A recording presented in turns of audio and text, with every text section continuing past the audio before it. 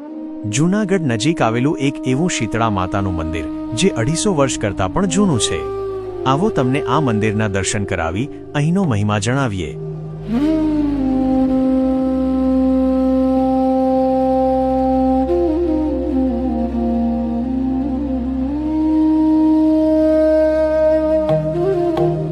અત્રે આપણે જે સ્થળ ઉપર ઊભા છીએ એ કોયલી મઠ મંદિરના મહંત હું જનકગીરી બાપુ બોલું છું।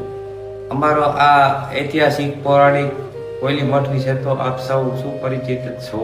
ભગવાન વામન સમયના બલિરાજાની સ્થાપના કરેલું લિંગ, ત્યારબાદ ઉત્તરોત્તર પૂજાઓ સેવાઓ કરતા અમારા સંતો મહંતો એ બરાબર 250 વર્ષ પહેલા અત્રે જે આ સુંદર કલાત્મક નાગર શૈલીનું મંદિર છે તે વડોદરાના મહારાજાએ બનાવી આપેલું। તેમના ભાણેજ અમારે અહીંયા સાધુ થઈ ગયેલા અને જે મંદિર આ બન્યું 250 વર્ષ પહેલા, ત્યારથી જ આપણે જ્યાં ઊભા છીએ અમારા શીતળા માતાજીની સ્થાપના પણ એટલી જ જૂની છે અને અહીંયાથી ત્યાં 250 વર્ષથી અહીંયા ખૂબ જ માણસો માનતાઓ કરે છે।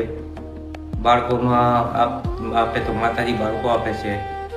દંડવત પ્રણામ કરતા કરતા ચાલતા ચાલતા એવી પણ ઘણી માનતાઓ આવે છે। પછી આંખોની તકલીફ હોય તો એ આંખોની પણ માનતા આવે છે શીતળા માતાજીની। ત્યારબાદ ચૈત્ર સુદ સાતમનો અમારે અહીંયા મોટો મહાત્મય છે માતાજીનો। તે દિવસે એક દિવસ મેળો હોય અહીંયા।